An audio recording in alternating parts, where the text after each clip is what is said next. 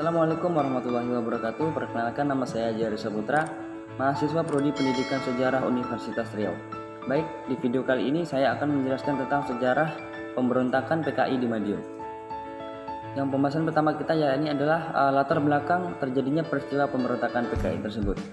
3 tahun setelah proklamasi kemerdekaan Indonesia, yakni tepatnya pada tahun 1948, terjadi pemberontakan oleh kelompok yang bernama PKI.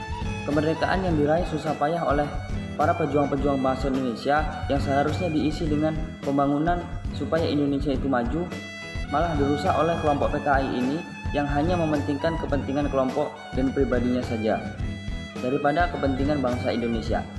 Paham komunis ini sangat cepat berkembang di benak orang-orang atau aktivis-aktivis PKI, sedangkan para rakyat biasa seperti petani dan buruh yang mudah dipengaruhi oleh PKI hanya ikut-ikutan saja tanpa mengetahui apa itu sebenarnya dari PKI tersebut. Dan ini adalah peristiwa pemberontakan oleh PKI ini diawali dengan kesepakatan perjanjian Renville, di mana posisi bangsa Indonesia dalam perjanjian ini sangat dirugikan. Kerugian pertama yang dialami bangsa Indonesia yakni adalah penyempitan wilayah di Indonesia.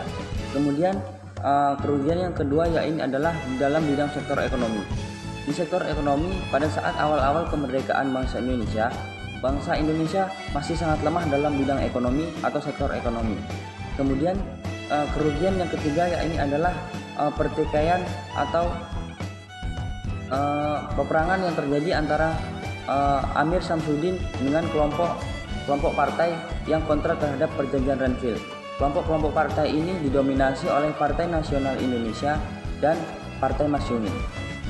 Selanjutnya kita akan melihat siapa saja tokoh-tokoh dari PKI maupun tokoh-tokoh dari bangsa Indonesia atau TNI yang terlibat dalam pertikaian ini.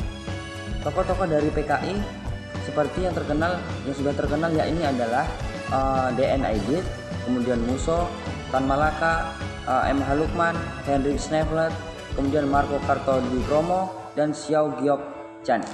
Kemudian dari tokoh yang gugur dalam pemberontakan PKI dari sisi bangsa Indonesia yakni adalah Ahmad Yani, S. Parman, Situwo Siswo Miharjo, MT Haryono, Pierre Tendean, dan lain-lain.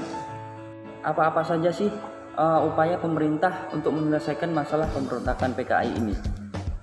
Dengan mengajak rakyat Indonesia untuk menentukan sikap memilih Soekarno Hatta atau Musso dan Amir. Pemerintah melakukan gerakan operasi militer atau yang disingkat dengan GOM yang dipimpin oleh Jenderal Sudirman.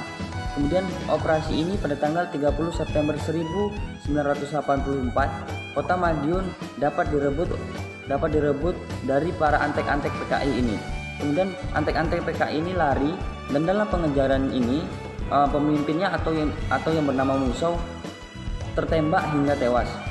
Operasi ini pun tidak hanya dilakukan di kota Madiun saja, namun dilakukan di berbagai daerah-daerah kecil sehingga pemimpin atau simpatisan PKI ini dapat diberantas.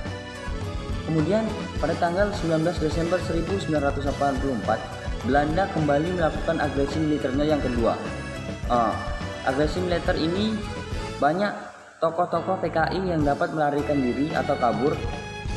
Kemudian tetapi yang tertangkap yaitu adalah Amir Samsudin yang berhasil ditembak dan mengakibatkan Amir Samsudin ini tewas. Pembahasan selanjutnya yaitu kita akan membahas tentang dampak-dampak dari pemberontakan PKI di Madiun. Pemberontakan di PKI di Madiun menimbulkan keamanan di kota ini menjadi sangat kritis. Banyak masyarakat yang menjadi resah dan mengakibatkan kegiatan-kegiatan masyarakat seperti bertani dan lain-lain itu menjadi terganggu. Kemudian dampak selanjutnya ini adalah banyaknya korban jiwa baik dari sisi Indonesia, TNI dan Polri maupun dari sisi PKI. Dan banyak juga anggota TNI, anggota dari PKI ini mati karena kelaparan dan terkena penyakit. Mungkin itu saja pembahasan tentang pemberontakan PKI dari saya. Semoga bermanfaat untuk kita dan di kemudian hari tidak terjadi hal-hal seperti ini. Terima kasih. Assalamualaikum warahmatullahi wabarakatuh.